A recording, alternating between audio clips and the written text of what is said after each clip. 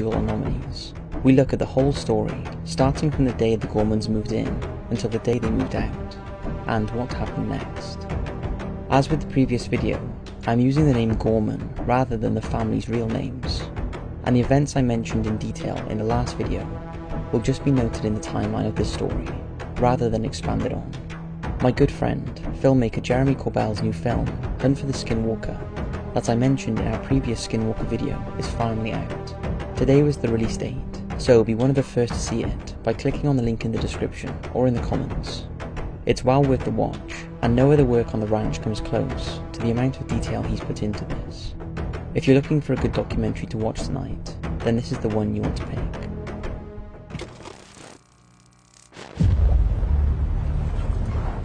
It was dead night. Then out of nowhere, that weird flash. Can you see that? Look at that. That's amazing. That's not possible. That is not possible. There is some kind of intelligence operating here. And you're not allowed to talk about it. This is like the Area 51 of the paranormal. So many things have happened on the properties that have not been made public. Going public now. It is perhaps the most important scientific effort of our time. The Pentagon and CIA, They've been investigating Encounters with the paranormal at the ranch. We're talking about unidentified flying objects, UFOs. The program received more than $20 million for its work. This is a potential threat, a grave one to our country. and everybody who lives there knows about it. Something is here. Something that the government's doing. Right above my head, and I could hit it with a tennis ball. The Skinwalker is extraterrestrial. They should not have vanished, but they vanished.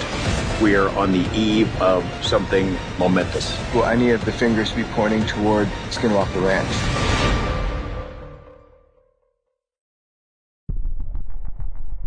Skinwalker Ranch is a 480-acre property located just south of Fort Duchesne in Uintah County in the US state of Utah.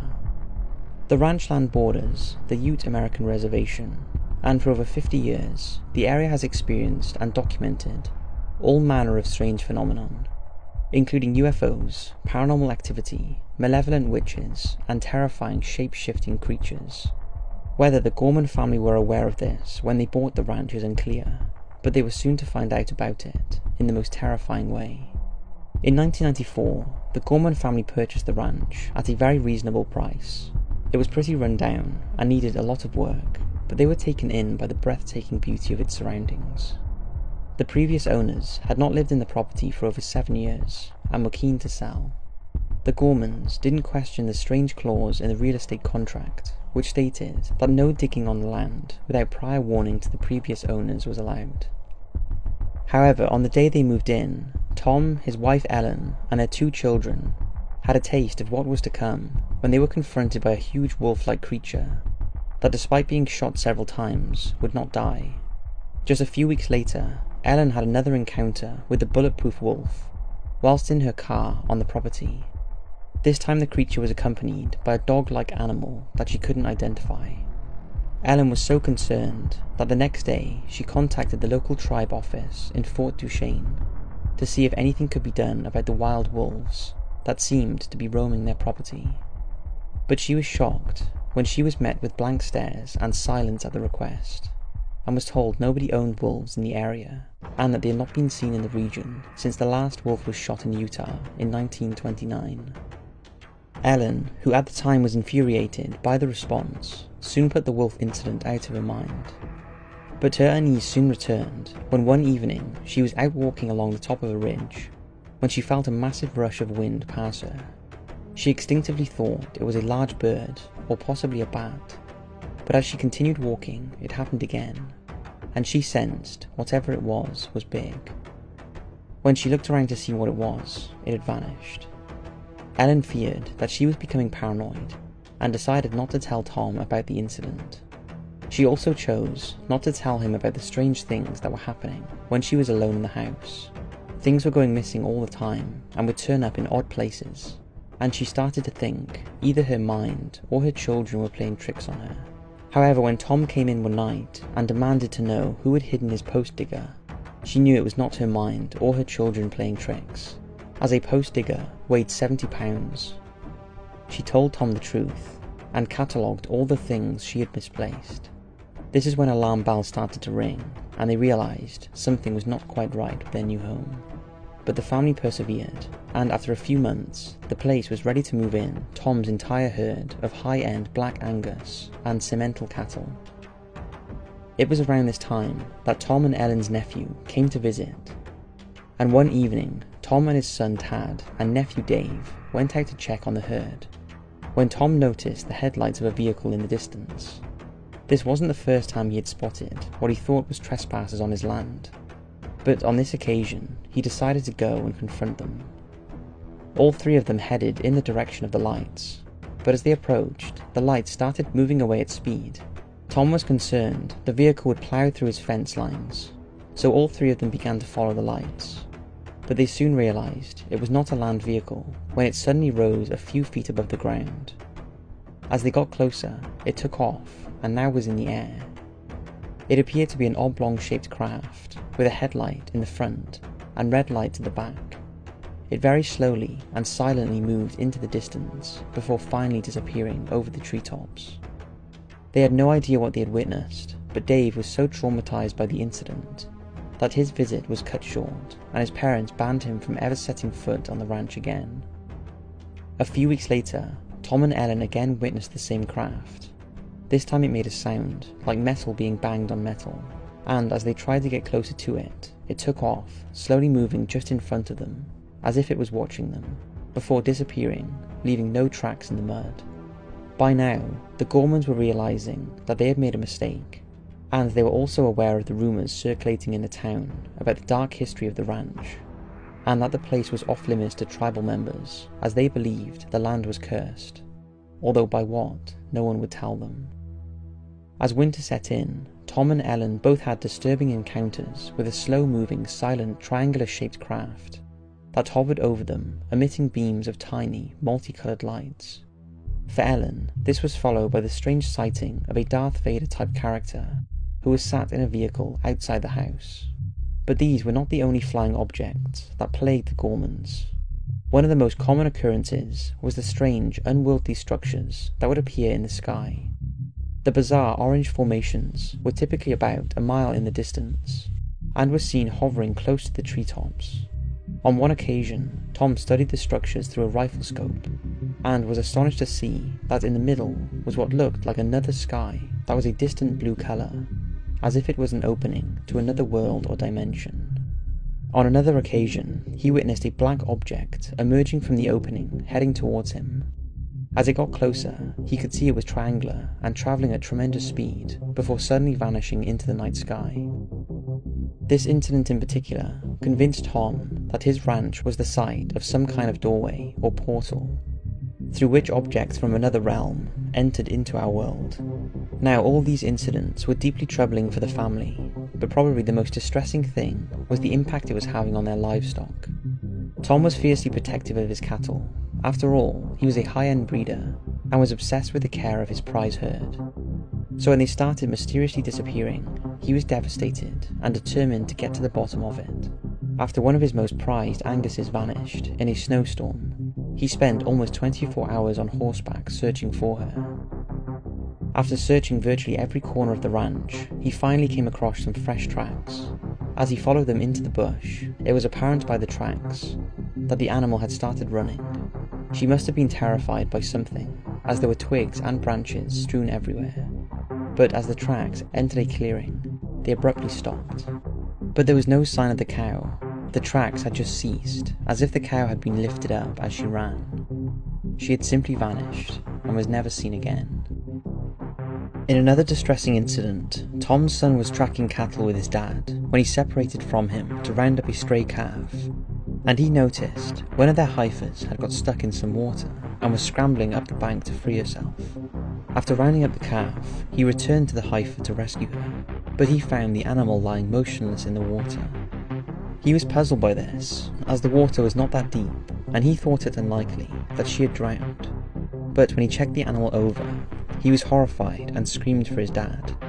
Her entire rear end had been carved out with what looked like an extremely sharp instrument.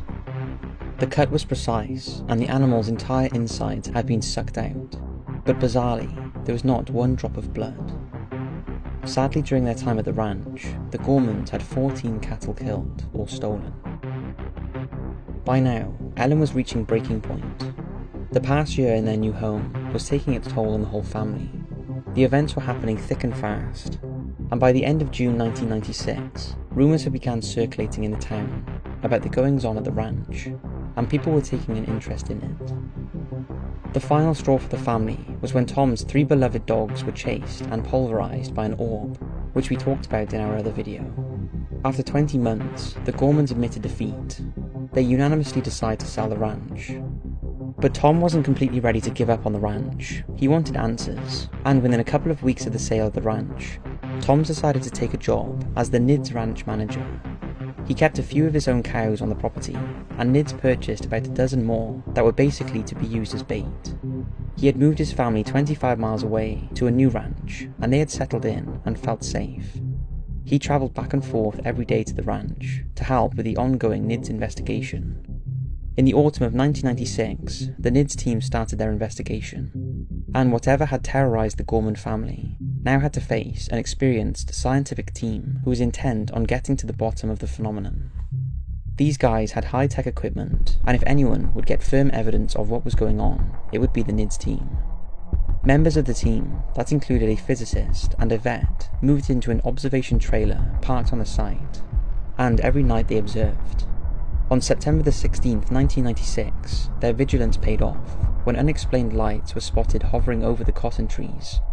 All those that witnessed it agreed that the lights' movements were unlike anything any of them had seen before, and unanimously agreed it was an unidentified object.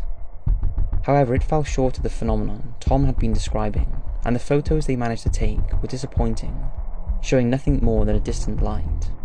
This was the first of many anomalies witnessed at the ranch by the team over the next 8 years, and during this time they interviewed locals and tribe members who told of similar weird events in and around the area, including cattle mutilations, multiple coloured balls of light, and large triangular flying objects.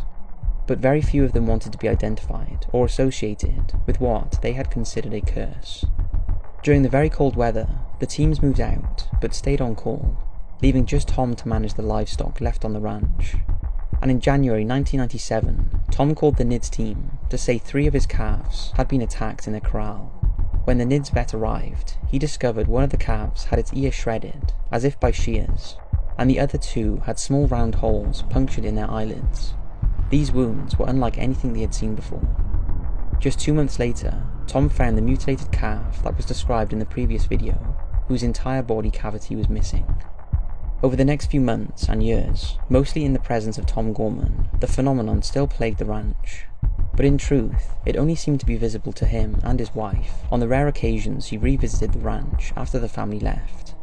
And although the Nids team were convinced something even they couldn't understand was happening there, most of the incidents they witnessed were very isolated and open to interpretation, and the only credible one, when someone other than the Gormans witnessed, is the one from Mike from the Nids team, when he encountered what I explained in detail in the other video.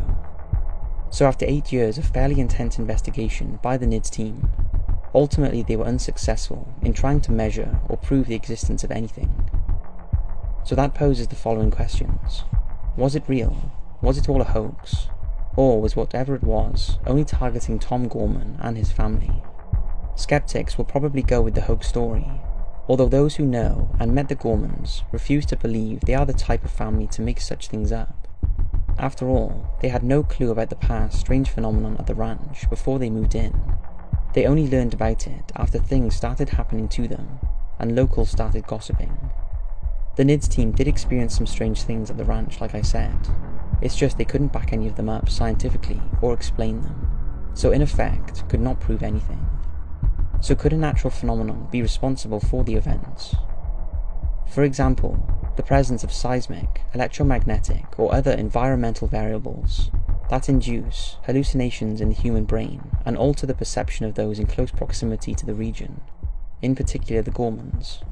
Then there is the advanced terrestrial civilization theory and claim that an isolated group of humans from way back in time gained advanced technology and isolated themselves from the rest of the world, and have controlled world human affairs ever since. Or are extraterrestrials responsible? Now this is our favourite theory, of course. Aliens from another planet have made the ranch their base to study humans and carry out experiments on animals. A lot of what the Gormans experienced, including UFOs, portals, animal mutilations, and bizarre observations of the family through orbs, all points to what we are led to believe is alien observation. But maybe a more plausible explanation could be that the military chose the site to test their newest ultra-secret toys, which may include military camouflage, assassination techniques, psychological warfare, drones, and holographic technology. But why would they test these systems on an innocent family, unless they were handpicked as the least likely to make a fuss? This seems unlikely, as this kind of program would be highly illegal, and a violation of civil rights. So could it be possible that the Native American Utes were right all along, and the phenomenon is the work of the Skinwalker curse? There is no doubt that the locals in the area are convinced of this, but the question is, what do you think? I hope you've enjoyed this mini documentary on the Skinwalker Ranch. Don't forget to check out my friend's documentary, Hunt for the Skinwalker, to learn a ton more about the terrifying events that have plagued the ranch since day one. I think all of you will love it. Thanks for watching, and I'll see you in the next video.